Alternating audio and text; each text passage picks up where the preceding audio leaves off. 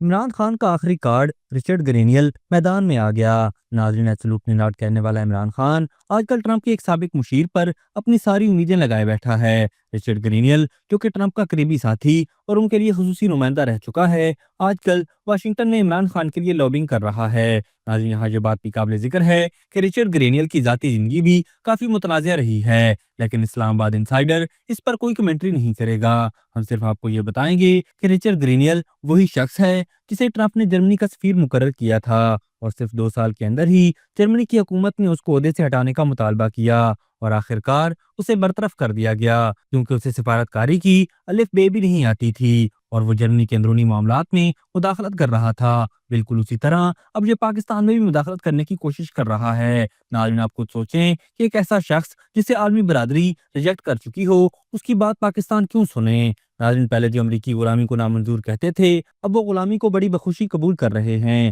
اور یہ حالات اس نہج پر پہنچ چکے ہیں کہ امریکہ سے یہ احکامات آیا کریں گے کہ پاکستان میں کس کو جیل میں رکھنا ہے اور کس کو رہا کرنا ہے۔ پاکستان کے قانون اور عدلیہ کا فیصلہ اب امریکی نمائندوں کی پسند اور ناپسند پر منحصر ہوگا۔ ایسے لگتا ہے کہ پاکستانی ججز اب فیصلے دینے سے پہلے امریکی اجازت کے محتاج ہوں گے۔ ناظرین، یہ وہی پاکستان ہے جو عمران خان دیکھنا چاہتا تھا، اور اس سب کی وجہ عمران خان کے بیرون ملک دوست اور اس کا سابقہ سسرال جمائما گولڈ سمتھ فیملی، جنہوں نے امریکہ میں لابنگ فرمز کو ملینز آف ڈالر ادا کیے ہیں۔ اطلاعات کے مطابق ان میں سے شاید 1 یا 2 ملین ڈالرز رچرڈ گرینیل کو بھی موصول ہو چکے ہیں۔ یہ سب کچھ اس لیے ہے کہ اگر رچرڈ گرینیل عمران خان کے حق میں 2 ٹویٹس کر دے یا کوئی بیان دے دے تو یہ ان کے نزدیک بہت بڑی کامیابی ہوگی۔ ناظرین، کہا جاتا ہے کہ پیسہ دیکھ تماشا دیکھ۔ پاکستان تحریک انصاف نے بھی پیسہ پھینک دیا ہے، اور ہم سب یہ تماشا دیکھ رہے ہیں کہ کس طرح لابنگ کے ڈالرز نہ صرف ٹویٹ کروا دیتے ہیں بلکہ پورا بیانیہ ہی تخلیق کروا دیتے ہیں۔ لیکن عمران خان کے لیے یہ بازی الٹی بھی پڑ سکتی ہے، کیونکہ اس نے پہلے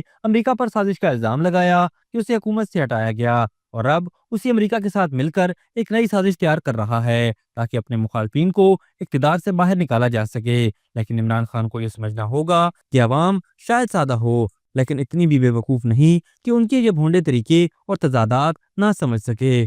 ابھی تک کے لیے صرف اتنا ہی۔ مزید دلچسپ اور تازہ ترین خبروں سے آگاہ رہنے کے لیے ہمارے چینل اسلام آباد انسائیڈر کو سبسکرائب کرنا مت بھولیے، اور اگر ہماری یہ ویڈیو آپ کو اچھی لگی ہے تو اسے لائک کر دیں اور اپنی قیمتی رائے کا اظہار نیچے دیے گئے کمنٹ سیکشن میں ضرور کریں۔